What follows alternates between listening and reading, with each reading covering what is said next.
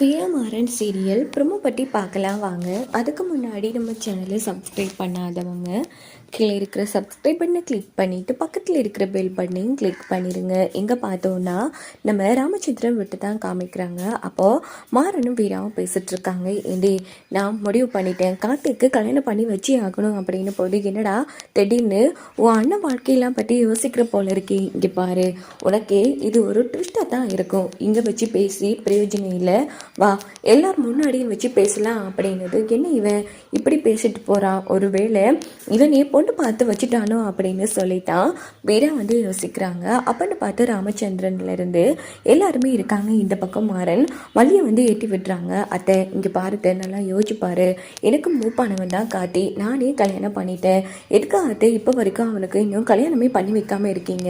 இப்போது அப்பா நல்ல மூடில் இருக்காரு, அதனால இது சம்மந்தமாக அப்பா கிட்டே பேசுத அப்படின்னதும், ஆமாம்ல நீ சொல்லத்தான் எனக்கு இந்த யோசனை வருதுடா, இரு நான் பேசுகிறேன் அப்படின்னதும் எல்லாரும் நிற்கும்போது வள்ளி நீரா ராமச்சந்திரன் கிட்டே பேசுகிறாங்க. அண்ணே ஒரு முக்கியமான விஷயம் சொல்லு வள்ளி, இப்போது நம்ம மாறனுக்கும் கல்யாணம் நடந்துருச்சு, ராகவனுக்கும் கல்யாணம் நடந்துருச்சு, இதுக்குன்னு மாறன் தான் கடைசி பிள்ளை, அவனுக்கு மூவ் பண்ணவன் கார்த்தி, இன்னும் அவனுக்கு நம்ம பொண்ணும் பார்க்க இல்லை, கல்யாணமும் நடக்க இல்லை, சின்ன பையன், இதெல்லாம் மனசு விட்டு கேட்கவும் மாட்டான், அதனால நம்ம கார்த்திக்கு கூடிய சீக்கிரமே கல்யாணம் பண்ணி வைக்கலாம் அப்படின்னதும் இந்த பக்கம் நம்ம கார்த்தி செம அதிர்ச்சி ஆகிறாங்க. அதை எதுக்கு தேவையில்லாத வேலை பார்த்துட்டு இருக்கேன், இங்கே பாரு நான் மேல் படிப்பெல்லாம் படிக்கணும், வேலையெல்லாம் எடுக்கணும், கொஞ்சம் அமைதியாக இருக்கே அப்படின்னது. ஏண்டா அதுக்குள்ளே முடியெல்லாம் நரைச்சி கடைசியில் உனக்கு பொண்ணு கிடைக்க மாட்டா, பரவாயில்லையா அப்படின்னதும், இங்கே பாருடா வள்ளி, சித்தி அத்தை சொல்கிறது சரிதான் வள்ளி, பரவாயில்ல வள்ளி, ஒரு அம்மா ஸ்தானத்துலேருந்து நீ யோசிச்ச அளவுக்கு ஒரு நல்ல அப்பாவா நான் யோசிக்காமல் விட்டுட்டேன்.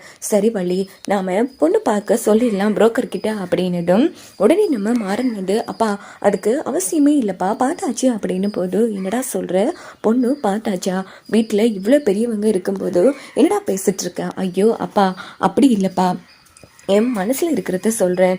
இப்போது நான் ஒரு பொண்ணு பார்த்து வச்சுருக்கேன், அந்த பொண்ணை உங்களுக்கு பிடிக்கும்ப்பா, அந்த பொண்ணு மட்டும் இந்த வீட்டுக்கு மருமகளாக வந்தான்னா வீடு நிறைஞ்ச மாதிரி இருக்கும். ஸோ என்னோட அண்ணனுக்கு நான் பொண்ணு பார்க்கக்கூடாதா, என்ன பிடிச்சா பிடிச்சிருக்குன்னு சொல்லுங்கள், பிடிக்கலன்னா வேணாம் அப்படின்னு போதும், அப்படி யாரை பார்த்து வச்சுருப்பான், எங்கே கொடு பார்க்கலாம் அப்படின்னதும் ஃபோட்டோ மாறன் வள்ளிக்கிட்டே காமிக்கிறாங்க.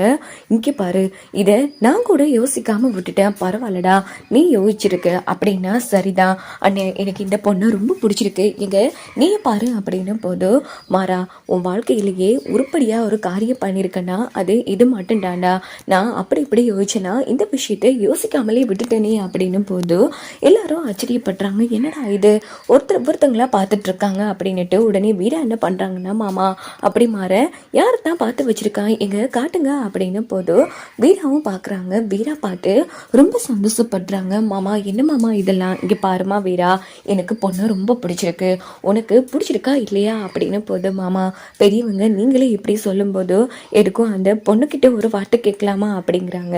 உடனே காட்டி என்ன நீங்கள் ஆளுக்காலா பொண்ணு பார்த்துட்டு இருக்கீங்க, கட்டிக்க போகிறவன் நான், ஒரு வார்த்தை என்கிட்ட கேட்காம நீங்களா முடிவெடுத்தா என்ன அர்த்தம், ஃபர்ஸ்ட்டு என்கிட்ட பொண்ணை காமிங்க அப்படின்னு போது உடனே ஃபோனை பிடிங்கிடுறாங்க மாறன். இங்கே பாரு, பெரியவங்களாம் நாங்கள் பேசி முடிவெடுத்துட்டோம், அதனால அப்பா யார் பொண்ணை கையை காமிக்கிறாரோ நீ அந்த பொண்ணை தான் கல்யாணம் பண்ணிக்கணும் அப்படின்னு உடனே கார்த்திக் பைத்தியக்காரத்தனமா பண்ணிட்டு இருக்கான் இந்த மாறனா, இப்போ என்ன பண்ணுவான் அப்படின்னுட்டு செம்ம டென்ஷன்ல இருக்காங்க. அப்படின்னு பார்த்து உடனே நம்ம வீரா பிருந்தாவையும் அவங்க அம்மாவையும் வர சொல்றாங்க. ரெண்டு பேருமே வராங்க. வாங்க சம்மந்தி, சரியான டைம்ல தான் வந்திருக்கீங்க, ஒரு விஷயம் தெரியுமா, என் பையனுக்கு பொண்ணு பார்த்துருக்கோம், அதனால இப்போ அந்த பொண்ணுக்கு விருப்பமா இல்லையான்னு கேட்கறதுக்கு தான் உங்களை வர சொன்னேன் அப்படின்னு போது நம்ம பிருந்தா ரொம்ப ஃபீல் பண்றாங்க. என்னது கார்த்திக்கு பொண்ணு பார்த்துருக்கா அப்படின்னு சொல்லி.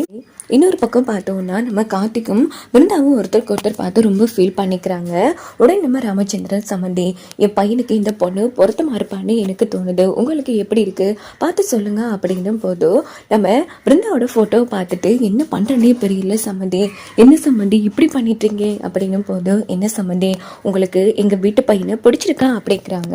இது கேட்டு கார்த்தியும் பிருந்தாவும் அந்த இடத்துல ஆச்சரியப்படுறாங்க. எங்கள் பொண்ணை காட்டுங்க அப்படின்னுட்டு ஃபோனை பிடுங்கி பார்க்குறாங்க. பார்த்தா அது பிருந்தா கார்த்திக்கு சந்தோஷம் தாங்க முடியல. உடனே மாறம் வந்து என்னடா கார்த்தி வேணான்னா பரவாயில்ல விட்டுரு, அப்பாவே உனக்கு ஒரு நல்ல பொண்ணா பார்க்கட்டும் அப்படின்னு சிச்சே டி மாறா பெரியவங்க நீங்களாம் முடிவெடுத்தப்போ நான் எப்படிடா வேணாங்கிறது, எனக்கு பொண்ணை பிடிச்சிருக்கு அப்படின்னதும் நம்ம பிருந்தா வந்து வெக்கப்படுறாங்க. உடனே பிருந்தா கிட்ட வந்து ராமச்சந்திரன் இங்கே பாருமா, உன் முடிவெடுக்காமலே நாங்கள் எல்லாரும் முடிவெடுத்துட்டோம், உனக்கு பிடிச்சா பிடிச்சிருக்குன்னு சொல்லு, இல்லைன்னா வேணாம் அப்படின்னதும் ஆமா நீங்கள் எல்லாருமே பெரியவங்களாம் முடிவெடுத்துட்டீங்க, இதில் நான் சொல்கிறதுக்கு என்ன இருக்குது, எனக்கு இந்த மாப்பிள்ளைய பிடிச்சிருக்கு அப்படின்னதும் எல்லாரும் சந்தோஷப்படுறாங்க. கண்மணிக்கு என்ன பண்ணுறதுன்னு தெரியல. ஏற்கனவே என்னோட தங்கச்சி வீரா வாழ்க்கை இந்த வீட்டில் மாட்டிக்கிட்டு இப்போ கடைசி பிருந்தாவும் கல்யாணம் பண்ணிட்டு வரேன்னா நான் என்ன பண்ணுவேன் அண்ணே, அடுத்தடுத்து எல்லாமே தப்பாகவே நடந்துட்டுருக்கே, உனக்கு நான் எதுவும் பண்ணாமல் இருக்கேன்னு நினைக்கும் போதோ எனக்கு குற்றவுணர்ச்சியாக இருக்குன்னு அப்படின்னு கண்மணி தவிக்கிறாங்க. இந்த பக்கம் விஜயை பார்த்தோம்னா என்ன இது குடும்பமே ரொம்ப சந்தோஷமாக இருக்குது, என்ன மாரி இந்த கல்யாணம் எப்படி நடக்குதுன்னு நானும் பார்க்குறேங்கிற மாதிரி இந்த பக்கம் விஜய் ஒரு பக்கம் வில்லத்தனமாக யோசிக்கிறாங்க. இதோட